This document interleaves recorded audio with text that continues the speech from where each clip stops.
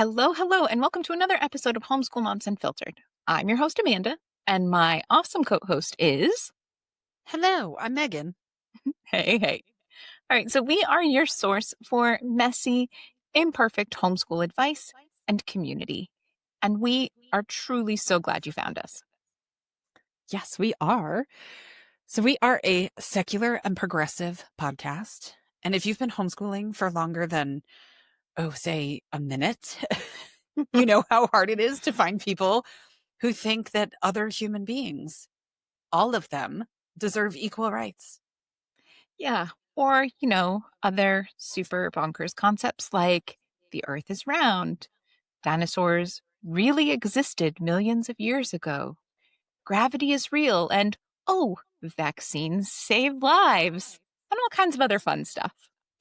It really is almost impossible for me to wrap my head around the fact that these are examples we give as a kind of like bat signal to find our people. I mean, it is 2025 and we have access to more information than ever before. And yet we have more and more people arguing that facts are just your opinion and their opinions hold just as much weight as scientifically proven facts. And I am losing my damn mind. Yeah, so true. I mean, I was talking to somebody here in Portugal the other day, a Portuguese person, I will specify because there are plenty of Americans who live here as well. But she was very well versed in American politics. So she was talking to me about some Trump stuff. And then it was adorable because she was full on fangirling over Mamdani. And so we were just having this whole dynamic conversation. It was really fun. But we happened to be standing in front of a green door while we were chatting. And I was saying to her that it has gotten so bananas that I can say something like, that door is green. And the other side goes, that's not a door, right? It's not even like we're arguing about the color of the door at this point, which would have been the old kind of analogy or joke that people would have used to say, oh, we don't see things the same way. I mean, we're not even acknowledging that it's a door at this point. So it's hard to have conversations with other people when you're really sitting there going like, are we on the same planet? What's happening here? Right. Yeah, no, for real. But the nice thing is, here, you won't have to have those conversations. In the Homeschool Mom Unfiltered universe, we are grounded in reality and facts and the scientific method, and we believe experts, and I could go on and on. So, if we are suggesting a history curriculum, it won't ramble on and on about what a brave and intrepid explorer Columbus was. Looking at you, Tuttle Twins. Anyway, today we're going to be talking about patience and homeschooling. And it is an interesting link. So often when you tell people you homeschool, they're like, oh, I'd never have the patience. Or people say, oh, I wish I could, but I just don't have the patience. Or how can you spend so much time with your children? Ugh. So it got us thinking, where did that correlation come from? And honestly, like, what's up with that? Yeah, exactly. So before we dive in, though, because I'm excited for this convo, but before we dive in, we start every episode with a weekly recap. Amanda knows, because I DM her regularly, that not much grinds my gears like these phony ass influencers who show up in full glam with a blowout in a fancy dress in their green screen house. It's not even a real house behind them. It's their perfect kitchen or their perfect bookshelf that they've superimposed behind them. And they're coming there with all of their wisdom to tell you how to homeschool. And I'm like, just like, shut up, please. Stop it. You don't even live in reality. Just stop it. So we kick off all of our episodes with the good, the bad, and the utter shit show side of our lives, because anyone who only shows you the shiny, perfect side is full of crap. So how's your week been, Amanda? Well, it wasn't this week, but talking about that, it totally reminds me of a couple weeks ago, my husband's corporate holiday party came up, and he has recently applied for an internal job that would maybe be a promotion, maybe just be a much bigger headache. And he doesn't really want it, but he doesn't also want a new boss. And so it's a whole thing. And it was like, okay, well, we have to go to the corporate party and do the schmoozing. And it very much felt like if anyone has watched Big Bang Theory, especially if you've rewatched it recently, and there's the whole thing where there's the tenured professor who passes away, and Penny goes with Leonard and she takes off her coat and she's very voluptuous in her black morning dress. And it's like, what's Penny going to do? And like, Penny's going to whatever. It was kind of one of those moments. And I had a very lovely evening gown that had been tailored to fit me very nicely. But I also had pneumonia. And I was like, no one would have any idea how awful I felt because every time I was like, I think I'm going to die and I can't possibly do this, I'd pull out my phone and be like, oh, I'm just texting with my son who's home alone. Give me just a minute. And I'd look down at my phone and be like, I'm going to die. This is awful. I'm like, okay, fix your face, take a deep breath. And then I'd put it away and be like, oh, hi, yeah, with a great big smile, like I can power through for a few more minutes. That's the reality that we talk about here. You get to see both sides. So, yeah, it's a good start. Pneumonia for December. Lots of other things going on. Not really the time for pneumonia, but you can't actually schedule that in. I've tried. It's like I come when I want to come. My folks came to visit. Also, a wonderful time to have pneumonia. But the good news is we take a holiday break. We take about 3 weeks off between like holidays and my kiddo's birthday and my husband's birthday, my brother's birthday, but I don't have to do much for that anymore because he doesn't live in state. And so yeah, we just really take it off and chill and relax as much as you can when you're also planning birthday parties for everyone in your family. So yeah, I'm just yeah. Yep, that's where There you we go. are. Good times. How about you? What's going on? Well, our dishwasher saga is finally over. If you've been listening, our dishwasher broke and it went out in a blaze of glory. Like it blew the power for our entire apartment and then flooded our kitchen. So it really was like, I quit. So then we had another dishwasher that was scheduled to be delivered, but they said they couldn't find a parking space. And so they didn't come.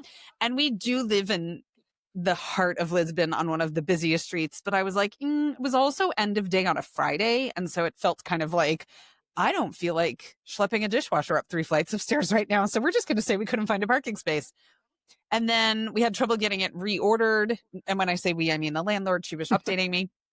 Got a new one reordered. It was supposed to come yesterday. It got supposedly delivered to a wrong address. Now, again, yesterday it was like a monsoon. So I'm not quite sure. So anyway, we finally got a new dishwasher today. So we're all very, very excited. So that's good. I also cried today. So it's been like a bit of a high and a low, I mean, every once in a while you just are like, but I do feel a little bit better after I cried. So that works. Sometimes that helps. Oh, yeah. Um, No, I always feel better after a good cry. I mean, actually, yeah. that's only partly true. I don't know about you, but I'm totally one of those people that when I have really big emotions, I need to sleep to reset. Mm, So I always feel better after a big cry and then a nap, a good and then I nap. feel Yeah. great. I haven't gotten that far. Mine involved yelling, cursing, and crying all at the same time while on the Uh, phone with my husband. And so yeah. I kind of just like was limp noodled after that. But yeah, I think a good night of sleep tonight should be good. And then hopefully tomorrow I'll hit the reset button on some stuff that's stressing me out. So there's that. And I'm working on making a winter coat, which I'm pretty excited about. I went to the fabric store yesterday and I got this really nice tweedy kind of outside fabric and then like a really pretty monochromatic striped lining. And I'm going to go pea coat style that's like mid-length. So I'm pretty excited about that. I've needed like a nice winter coat and I just haven't been able to find anything that I really liked. And so I was like, I will just make it myself then. So yeah, that'll be, I think over kind of the Christmas week and the New Year's week, that'll be my project is to kind of get that made and I'll be all set. So, all is well. I mean, it's just kind of Nice. ho hum with a dishwasher and some crying. Like it's all fine. It's good. No shiny blowout, you And know. a soon to be creative project. Creative projects are always Yeah. nice when you can actually like just kind of focus your energy and settle yourself. As long as Mhm. it's a calming creative project. For me, I'm usually like, why did my stupid sewing machine jam again? Which is less calming. There You might be some of that involved. We shall see. It'll be good. I'm looking forward to it. Anyhow, Let's talk patience. So, I recently had this conversation with someone in the family who was like, "Oh, I wish I had the patience to homeschool because I think I would love it." And I was like, "You don't need patience to homeschool." So, yeah, let's talk about it. Spoiler alert. So, Oxford defines patience as the capacity to accept or tolerate delay, problems, or suffering without becoming annoyed or anxious.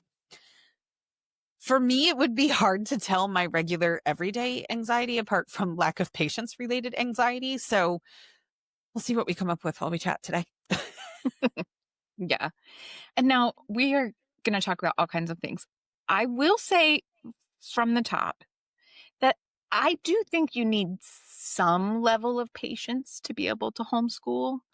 Going back to the Big Bang Theory, I don't think you should be Bernadette and homeschooling. That's probably, you're going to end up with a kid way more messed up than Howard if you're a Big Bang Theory person. But the main thing is, it's not like sainthood level patience that you need. Let's start by talking about where this myth generally comes from. The roots of this quote unquote patience expectation, right, is again like a sainthood narrative. The teacher is a saint, the all patient mother is a saint. There's these gendered expectations of motherhood and all of the things that go along with that, from unlimited capacity for mental load and just all of these things. And yet you're supposed to smile more if you smiled more. These all go into this expectation. Social media doesn't help. There's the gentle parenting and gentle homeschool aesthetic, and this everything is calm and neutral colors, and I'm a gentle parent, and I always say this, and everything is always perfectly organized and perfect clean. I don't know the last time my home was cleaned, probably before the pandemic. Okay, let's be real. Back when I had a cleaner who came in before the pandemic and she helped keep my home clean, that was the last time it was clean. Also, a lot of times it comes with the assumption that homeschooling is calm because it's voluntary, right? Like, oh, I got to do this and I'm living my best life. And look, you may be living your best life, but you might be living your best life while cursing as well. And even though the assumption that homeschooling is always voluntary, some people get dragged into it at the last moment, as the last resort. There are all kinds of things and outside factors that can play into it that make you maybe reluctantly, voluntarily homeschooling. It doesn't have to always be this like, wow, it's the most beautiful thing in the world. We talked about it before in another episode a long time ago, but like kind of our birth experience and how everyone is always like, oh, it's the most beautiful. And you're holding this baby. And it's like, and I was like, I looked at my baby and I was like, so I have to take care of this thing, huh? Like, I can't even sit up yet. Like, I Yeah. have to lean on one elbow in bed, but sure. It's amazing. You know, like it's not always angels singing, all of that. And it's the same parenting, homeschooling, all of it. It's not angels on high, okay? Patience gets framed as a personality trait, not a resource, not a skill. And that's the problem. Okay, now, disclaimer, just to be super clear before we go forward, this episode is not about normalizing consistent yelling or harm or abuse. We do want to normalize being a normal person with normal feelings and emotions. This episode is about letting go of moralizing or demonizing your emotions. It's about replacing guilt with tools, actual tools that you can use and you can practice, improving your toolbox. It is also about understanding that learning survives imperfect moments. And I would go a step further and say that sometimes it even thrives in those imperfect moments. Mhm. Yeah, those are some of our funniest things that we recall over and over again are the days that are just like utter and complete disasters. They're the ones that really implant a core memory one way or another. So, Yeah, but I mean, even if you want to go deeper, maybe it doesn't end up being a fun core memory, but I can almost guarantee that if you're listening to this and you like our aesthetic, You hope that your children grow up and think, when shit hits the fan, I say, I'm sorry, and this is how we're going to fix it. I don't do like my Uncle Joe did and throw a huge hissy fit like a toddler and chuck a chair across the room and then blame everyone else and maybe throw a punch on the way out of the house. In those imperfect moments, you can handle it in a way that you model for your kids what you wanted when you were growing up. Mhm. And we have that chance. There's so much. We're in our book club that we're doing over on Patreon. We've been talking about this book that we're reading and all of these things. And we've talked a lot about the fact that we parent differently now. A lot of people are working really hard to break generational trauma. And this is part of that. You can be real as long as you handle those real moments in a healthy way and you do your best to recover. We're going to talk about that more later on in the episode. Mhm. Yeah. So does this mean if you're impatient, you're doing it quote unquote wrong? Does this mean if you ever feel irritated, rushed, overwhelmed, or snappy, that homeschooling must not be for you, right? God, I hope not. I have to stop. I'm done. Sorry, Megan. Good luck. I'm having flashbacks to that episode when you were in Italy with your kiddo and the water bottles, and he didn't pick up the water bottles, and it devolved into kicking water bottles down the stairs and being like, pick up the goddamn water bottles, right? Like, that would have been that was your last day homeschooling. Okay. Yep. No, I'm done. The end. Broke the rules. Can't do it anymore. Yeah, lost your homeschooling card, right? Yep. I mean, the reality is impatience is usually a signal of something else going on. So it could be mental load, things like that. I mean, the number of memes that I've seen friends post this month, because it's December, that are like, oh, I can't wait to see the look of surprise on my husband's face on Christmas morning when he sees what the kids got. They don't even know what's under the tree. It's like that was all the primary parent, usually, whether that's a mom or whoever that might be in your household. But whoever that primary parent is, that cognitive load can be a lot. We talked about it in last week's episode when Devin was on and we did our coaching session. And she was talking about, this is all on me. I work, I have the kids, I have the house, I have scheduling, I have the dog, like all this stuff. It's a lot. So typically impatience is when that stuff just reaches a boiling point and it's just too much. Another thing that I think happens sometimes is the mismatch of expectation versus reality. And those stupid influencers, sorry, I'm going back there, right? They're not helping the situation because they're there in this perfect outfit making homemade goldfish crackers while their kids are reading Shakespeare. And you're like, well, that's not how my house looks. So you start to get down on yourself, you start to spiral, you start to think you're failing. And then next thing you know, you're kicking water bottles down the stairs and like whatever. Not that that was the cause that day, right? But these things happen where you're like losing your ever loving shit because the expectation and the reality doesn't match. So take a step back and figure out, what is a reasonable reality for us? What do I want my reality to look like? It might not even be that you want that thing, but because it's in your face all the time, it kind of implants in your subconscious. And then next thing you know, you're holding yourself to this standard that number one isn't real and number two doesn't fit you. So having that awareness and taking that step back. But a lot of times we're just drowning, that to take a moment to take that step back is like, I don't even have time to do that sometimes. I was working on something this week and I did kind of the setup for it. It was something for my husband for his business and whatever. And he had asked me for help doing part of the setup work for it. And I'm like, okay. And then I got the setup done and I passed it off to him. And I was like, but you're going to have to manage this now. I have so much other stuff on my plate. And when I tell you, he could not have fucked it up anymore. It's not even funny.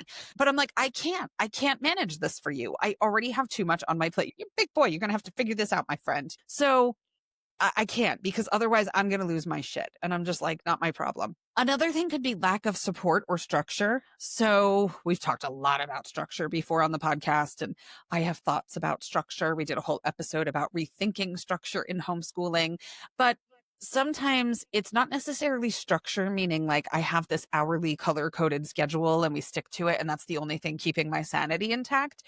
But it could even just be logical processes that are in place in your home. Like for us, Tuesday is laundry day. And for right now, one of my kids is taking the laundry to the laundromat. We live in Europe. We don't have a dryer. It's cold. It's wet. The clothes will never dry. So he goes to the laundromat on Tuesdays. That's the day. Well, the first couple of weeks he went to the laundromat, it was like this huge drum dryer. And we were getting some of our socks back. And my daughter, who wears underwear that's like basically a phone charger and like a band-aid attached to it. Like I don't even, what's the point? Like I just don't even get it, right? I mean, hello, those are getting sucked up into the washing machine and the dryer like nothing because they are nothing. And so she was like, I'm never getting any of my underwear back. And I was like, okay, fine. So I'm like, well, hold on a second. Everybody was getting really frustrated by the fact that they were always short on socks and underwear and stuff was missing. So I'm like, okay, let me just get some little mesh baggies. And during this season of things have to go to the laundromat, we'll put the things that are getting sucked up into the dryer into the mesh baggies, right? It doesn't necessarily have to be structure in the traditional sense, but it's just a matter of identifying something that's causing you stress, that's causing an overall fraying among you or your household and being like, okay, let's just put a process into place to kind of fix that thing. So it could be a number of things. It's not in my initial set of notes for the podcast too, but impatience can also be a signal of hunger in our household. Hunger is a real thing. And so, yeah, sometimes we all get hangry. And so it's okay. Have a snack. It'll be okay. Yeah. Yeah. And that Oh, is one of those, like, identify it. It I don't know, probably about a year ago was the first time that my kid turned to my husband and said, "I'm hangry, and I can't do that with you right now because I'm hangry and I will regret what happens next." And my husband was like, "Can you believe he just said that to me?" And I was like, "No, I'm so proud." And my husband was like, yeah. "I can't believe he just said that." We took it to two totally different ways. Like the Asian man who's like, "I don't know how I feel about my child saying that to an elder." And the mom that's like, "Look at him expressing his emotional needs and being clear about where he's at." Exactly. Yeah, we went to the same spot, me and you, but I could totally see how that would not work out otherwise. Yeah. Oh my goodness. So the other thing to remember too, I think, is that school teachers aren't inherently more patient. I mean, there might be a little piece of like, if you have a certain personality type, you might be drawn towards certain careers, but there's a few things that I think we need to keep in mind. Number one, school teachers are quitting in droves. It's an epidemic issue at this point. They're burnt out. And I think if you polled a slew of teachers about job satisfaction, you'd see numbers that are similar to the orange buffoon living on Pennsylvania Avenue's approval ratings. Or perhaps I should say disapproval ratings. And take into account that teachers are quitting in droves and thoroughly dissatisfied on such a high level, and they're burnt out and all of this stuff. And they have, to an extent, institutional boundaries in place. They have start and stop times. And we know, listen, we're very pro teacher. We know teachers are there before the bell, they're there after the bell, they're putting in time outside of school hours, they are working through their free period. Like we know all of that, right? But that little bit of structure that does kind of sort of exist, it's still not helping with the burnout and the job satisfaction and all that kind of stuff. And they're part of a team. They have other adults present who are all in the same boat as them. You do not. It's you, yourself, and you for the most part. I mean, if you have a supportive partner, that's awesome. A lot of homeschool people don't necessarily have that. They might have a partner who's just kind of like, that's your territory, that's your thing. And so you're feeling this weight, like it's all on me to make sure that these kids grow up, have the skills that they need, they're happy, they function as adults in society. Like, holy cow, that's a lot of pressure. And public school teachers, most of whom are super duper loving and caring and supportive, they care, but it's not in the same way of the third grade teacher isn't necessarily worrying about this kid getting into college and following through on every single third grader she's ever taught going to college. They're not carrying that weight the same way you as a parent are. Yeah, no, that's true. Well, and can we talk about who is excluded when we adopt this mindset that only people with infinite patience can properly homeschool? That belief may quietly exclude neurodivergent parents. It can exclude parents under extreme stress for any number of reasons. it can exclude working or caregiving parents who are just burnt out and trying to juggle it all. And it's that thing. They say you can have it all, but you can't hold all of the balls at the same time. It can exclude parents with chronic illness. When I'm having really bad weeks, when my flares have gone on and on and on, I 100% have less patience. And I have to make sure that I communicate that with my entire home, not just the kiddo that I homeschool, to make sure that they understand where I'm at and how much I can give. And hopefully, they also give me a little bit more grace in those moments because I'm doing the best I can. But right now, my best doesn't look anything like it does otherwise. Mhm. I actually had a funny situation that I'm just reminded of by what you said, and it didn't pop into my head until just now. But I had a situation right at the start of the pandemic when everybody was like, what the hell is going on? We're all like beyond overwhelmed and confused. And what do we do? And all that kind of stuff. So I was teaching on Outschool, as I still do, and I was teaching a cooking class, a live cooking class. And we were making matzo ball soup in class. It was part of my A Taste of Judaism series where we make all these different foods. Anyway, this kid shows up to class, and we're talking like March 2020, like early Mhm. days of the pandemic. Kids are just at home. People are like, what the hell is going on? This kid shows up. Now there's a supply list for the class. You were supposed to have like matzah meal. You needed an onion, a carrot, like all this stuff. Kid shows up and goes, are we cooking something? He was like, my mom signed me up and told me to be here at 3 o'clock. Like, what is happening here? Yeah. So this kid, let me tell you, he was taking class in his laundry room, first of all, because everybody had been sent home. There was nowhere for him to go because everybody needed a quiet space. This kid made my whole day. I mean, we're 5 years later, more than 5 years later, and I still remember this to this day because I would be like, all right, everybody, we're going to put this in our pot and stir it. And the kid's in the laundry room and he grabs a bucket and a broom handle and he starts pretending to make soup. It was freaking genius. I mean, he was like a master improv performer in a cooking class that he had no idea he was signed up for. And so later that day, I had posted something in this Outschool teacher community group. And I was like, without violating confidentiality or the kids' privacy or anything like that, I kind of told the story.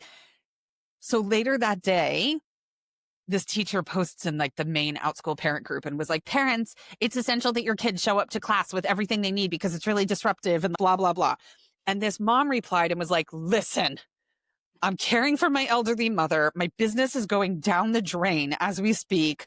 I'm doing my best, dude. Chill out. And no stores are even open to be able to go Right. buy the crap that you've got on your list. So kiss my ass. I mean, Exactly right. So somebody that I know puts it together, like my post from the teaching group and this mom, and figures out that this is the parent of the kid making faux soup in the laundry room. Aw. And she tags me and I go, oh my gosh. I go, your kid made my whole day, week. I mean, here we are 5.5 years, almost 6 years later, and I'm still talking about this, right? But the mom was like, I am doing my best. Like, just leave me alone. Like I can't. And I'm like, the reality is we had the best time in class and the kid was totally fine. So don't stress. It's okay. It's all going to be okay. I mean, the level of genius that it takes to be that spontaneous is like so like I love the kid. Never had him in class again. Literally spent 2 hours with the kid almost 6 years ago. And I'm still like, amazing. So yeah, I mean, those parents that are caregiving, that are burnt out, that are spread thin, that are working, like they're doing their best. It's okay. Your kids are going to be awesome. It's going to be fine. So Yeah, and yeah. here I am like, every once in a while, I'm like, could that genius just dial itself back a little bit? Could you just pick up the pencil and the paper and just circle a letter, A, B, C, or D? That was excellent improv. Just circle a fucking letter. I Again, get it. patience not always my strong suit. Yeah. So I am guilty of the gentle parenting household. So my youngest kiddo has ARFID, which is a food restriction disorder for anybody who doesn't know. And he only eats a handful of foods, right? Safe foods. And I get we have no food in the house. Meanwhile, the fridge is full. Like you can barely open the freezer, like whatever. I'll go, okay, well, every time I go to the store or order from the store, I ask you what you need. So what do you need? Because usually you don't tell me you need anything. well, we need this. I said, okay, well, if you know you're running low on that thing, like you could always tell me in advance. And he's 14 and the kid's like an absolute genius. So I'm like, you could tell me in advance and I could pick it up. He goes, it's a binary system. We either have the food or we don't have the food. And I'm like, in my own head, I'm like, this is why I'm so tired all the time. Right? Like, does it have to be a binary system? So, yeah. Okay. So good. All right. So anyway, here's the deal. I have been involved in education in some capacity or another for 20 years. When I did the math, writing my notes, I'm like, 20 years. So I do not have a degree in education and I never worked as a student teacher. My first 10 years were in corporate education.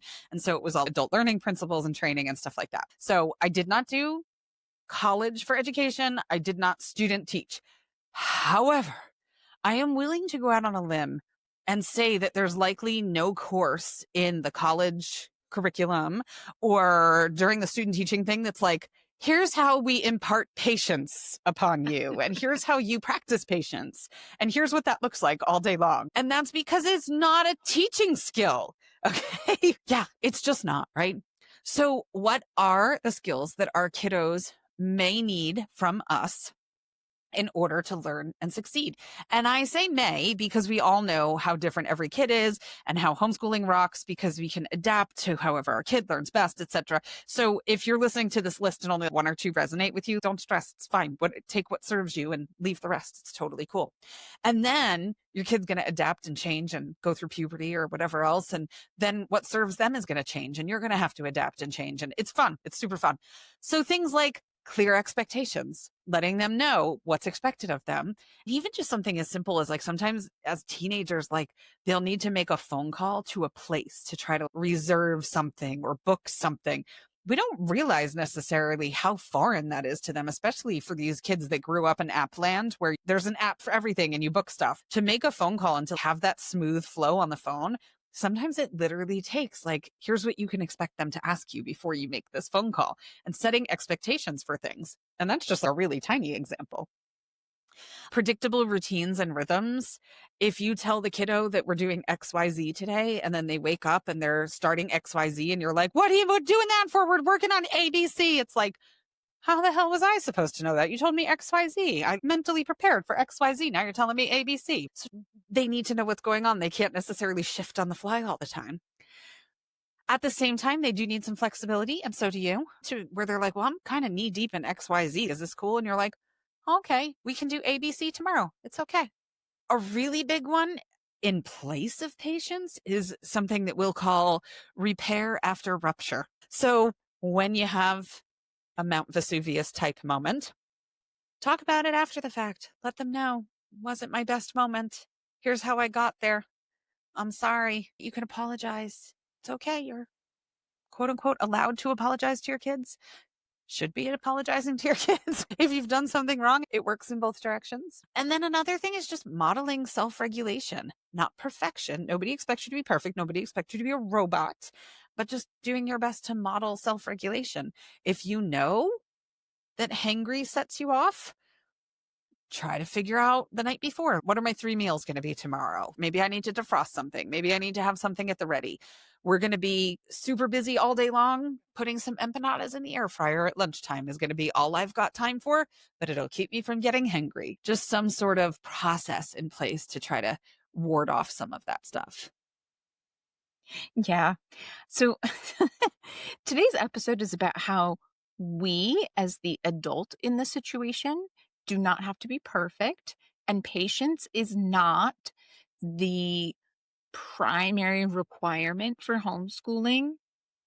But also, let's just take a quick minute to say that we would like to raise children who are not assholes. And to that end, our next book club has officially been decided in January 2026. We are starting with How to Raise Kids Who Aren't Assholes, Science-Based Strategies for Better Parenting from Tots to Teens by Melinda Moyer. I'm terrible with names. I'm so sorry. Here we are. I didn't call her Wiener because I'm pretty sure it's not that, but I don't really know. Like, my names are not good. Melinda Moyer with a middle name in there, or maybe a hyphenated last name. Again, I'm really not sure. But the important part is the book is called How to Raise Kids Who Aren't Assholes. And we will be reading that in our book club over on Patreon. If you would like to join us, we would love to have you over there. It should be a good one. I'm very optimistic. And speaking of not focusing on perfection, if you don't read the book, you can still show up to book club. There's plenty of people who Yeah. do it. And we don't judge them because we're not assholes either. So come, we'll tell you about the book. If you come and you haven't read about it, we'll just chat about it and you can interject wherever you want, be a fly on the wall, cook dinner, fold laundry. I mean, people literally do all of these things. These are the examples that I'm giving you because this is what happens in book club. So come join us. Yeah, no, when I lived in Seattle, I started a book club that was a New York Times bestseller book club because in Seattle, I felt like I was always in these situations where people were talking about the big name books, and none of them were really genres that I wanted to read, but I wanted to be able to at least pretend like I had read them and be able to talk intelligently about them. So I started a book club where everyone else read the book, and then we came together and we talked about it, and I had discussion questions for it, and I just encouraged them to talk about the book. So they told me about the book and then I never had to actually read it. It was perfect. It was amazing.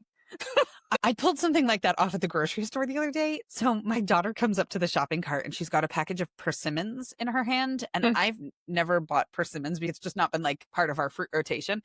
And she's like, oh, I saw something on Pinterest and all this kind of stuff. So she starts telling me all this stuff about persimmons, like when they're in season and how you know if they're ripe and all that kind of stuff.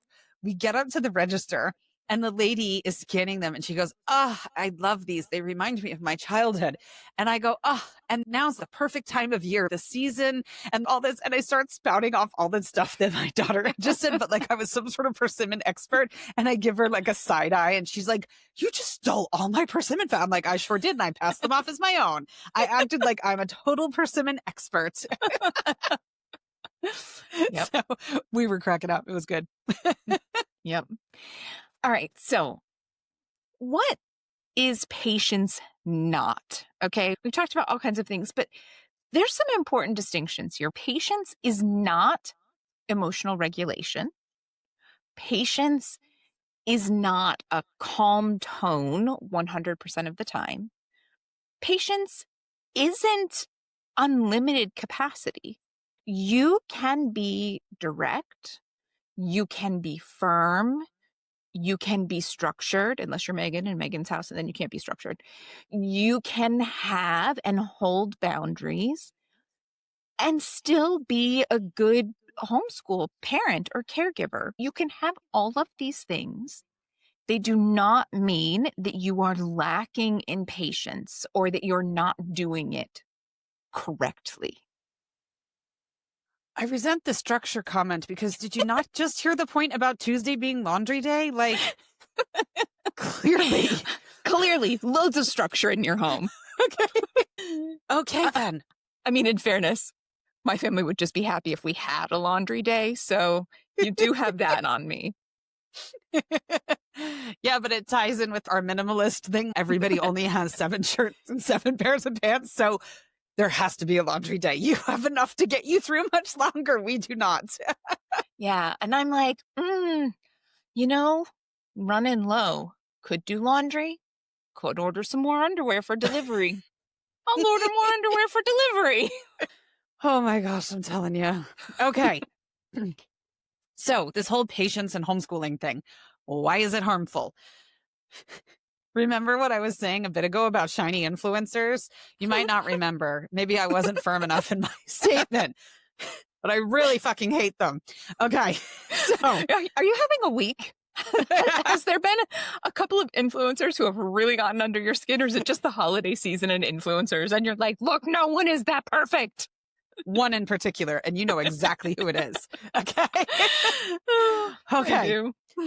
Not only do they annoy me because they're like, ugh, like so ick, right?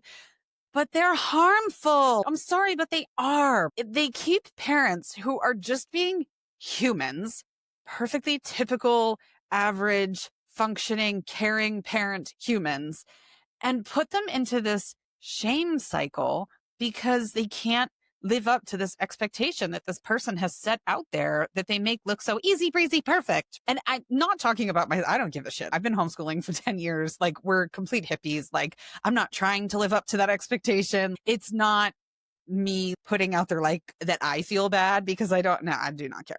So not that, but I watch it from the perspective of being like, why are you putting this crap out there? Why are, because they're making money. That's why they're doing it. But anyway, I digress. Now, obviously, as we said earlier, when it comes to shame cycles, we need to draw a very distinct line between ongoing abuse and the occasional short, snappy moment. We do not condone abuse, clearly. Okay, so this mindset of perfection and patience and all of this, I think discourages people sometimes from asking for help, which is also harmful because it's like, well, I don't want to be the person who says, this is a hot mess in my house and risk having 8 people sitting around a coffee table at a homeschool group look at me and be like, what do you mean that's a mess in your house? You haven't figured that out? What a shit mother you are. What a shit parent you are. And so people are nervous when the reality is, I think if a lot of people put some more of that stuff out there, they'd realize like, we're all in the same boat. People are just afraid to talk about it, which is part of the reason we talk about it here. You're not alone. Okay. I think some of those people that are putting that narrative out there push people to quit homeschooling when they don't need to quit homeschooling because they're thinking, I'm not doing a good job. I'm failing my kids because our homeschool does not look like this thing. Well, guess what? Yeah. That person's homeschool doesn't look like that thing either. It's just that they're Exactly. only showing you a very select part of it. And the other thing is it kind of reinforces this idea that homeschool parents have to be better in some way than other parents because we've chosen, or as Amanda indicated earlier, sometimes been forced into based upon circumstances or whatever the case might be, that we've been kind of put in this position. And so we chose this, we opted for this in some way, shape, or form. And so now we have to be perfect all the time because this is what we asked for. And the reality is, it doesn't make you a better parent. It doesn't protect your kids. It doesn't make your kids more successful. It just protects unrealistic ideals and probably causes a lot more stress in your life than needs to be there. Yeah. No, for sure. All right. So, what actually matters more than patience? Okay. So, you've hung in there, you've listened to us talk about all these different things, and you're like, yep, I get it. I'm picking up what you're putting down. I'm there. But, like, how? How do I make sure that I'm not berating myself for losing my shit? What do I do? So, all right. I'm going to apologize right now. I'm about to get on my soapbox. You have been warned. If you have been spending time angsting over your lack of patience, or you haven't jumped into homeschooling because you're worried you don't have enough patience to succeed, let's talk about what actually matters. Being a perfect patient robot is not the goal. Okay? We're not looking for a Stepford wife. We are modeling real emotions and real healthy resolutions. That's the goal. Okay. So, what does that actually look like? We're talking repair. Meagan mentioned it earlier. Please do not be apprehensive to apologize to your children. So often, there's this cultural divide where you didn't apologize to kids. That's old school thinking. Don't be afraid or apprehensive about apologizing to your children. Techniques like resetting and trying again, and being understanding when one or more people aren't ready for that yet. There's this great Daniel Tiger episode about this where they've said, I'm sorry, they've asked what they can do next. And the other one is like, I hear it, I appreciate that you've said it, but I'm not freaking ready to hang out with you yet. I'm still upset and I need time, right? I totally made my husband watch it. It didn't work with him as well as it did with the kiddo. I'm just saying, but it's important to try. This also looks like adaptability. Again, we mentioned it earlier in the episode, changing plans when something isn't working, whether it's big changes or little changes, that self awareness of knowing that you need to make a change or knowing that you need to take a break and verbalizing and normalizing it. Please, please, please model these skills with your kiddos. When you, as the adult, are getting overwhelmed, you can 100% say, I am getting really overwhelmed and I'm afraid I'm going to say something that I wish I hadn't said. So I'm going to go in my bedroom for a couple of minutes and snuggle in my blankets and just calm down, and I'll be back. If you verbalize those things and you model that for your kiddos, they're going to be far more likely to do it themselves. This is breaking that generational trauma, like we were talking about earlier in the episode. Systems. Again, we mentioned this before, but what does that mean? Okay, we're talking about routines that reduce friction instead of relying on mood. So this looks like a lot of different things depending on your home. Maybe it's Alexa or smartwatch reminders so it doesn't feel like you're always nagging your kids. Maybe it's a commitment between you and the kids that you will always provide a verbal transition warning. You know, that whole like 5 more minutes announcement that we make before we ask them to start something else. Or maybe it's instead of being frustrated that your kiddo always shows up to the door to leave without socks or shoes. And you're like, I told you to get dressed. Where the hell are your socks? Maybe you move the socks to a cute bin next to the door and you just plan to all put your socks on together and then put your shoes on together right before you leave the house.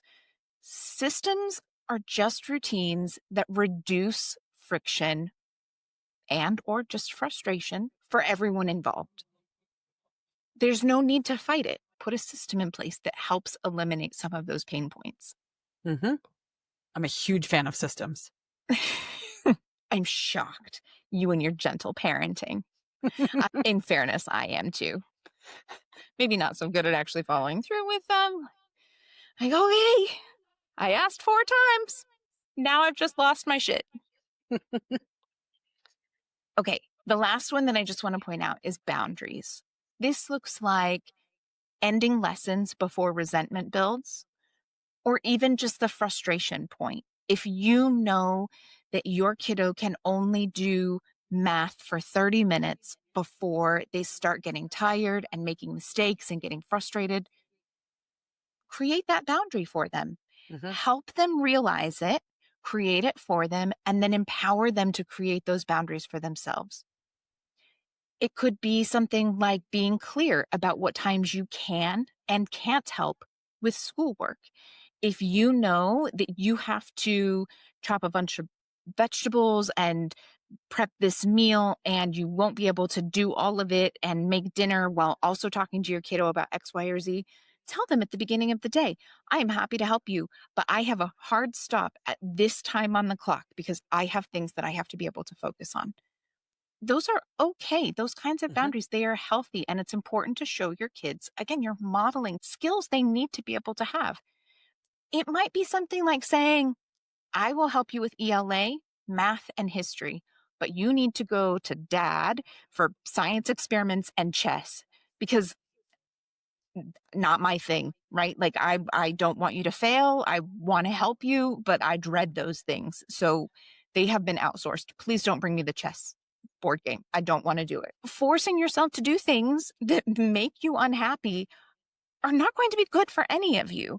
So again, create these healthy boundaries, verbalize them, be clear with them.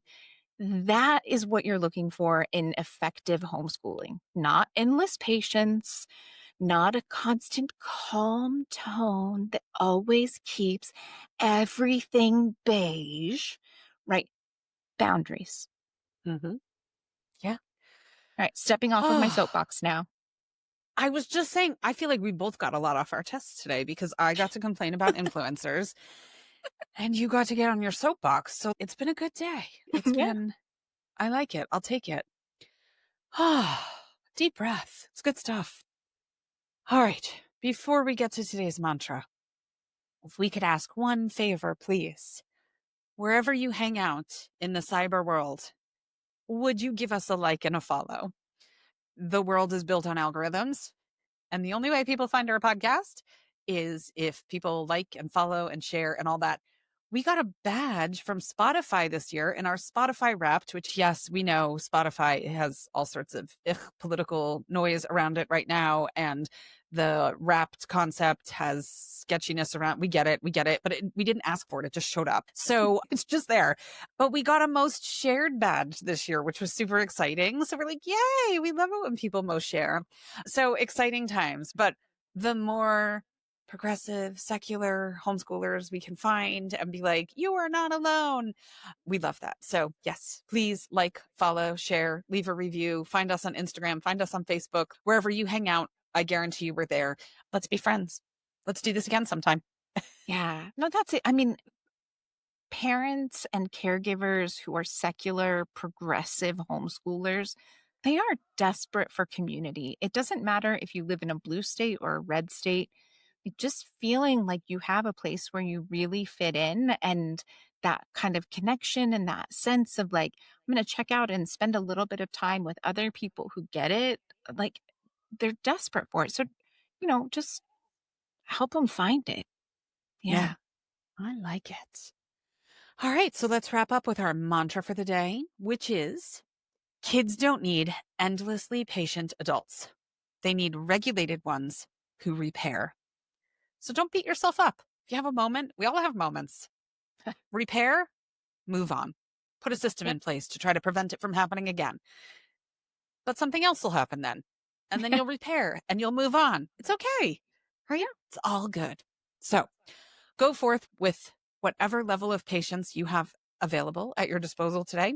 Have a good meal to try and prevent hunger and happy homeschooling. Yeah. Have a great one.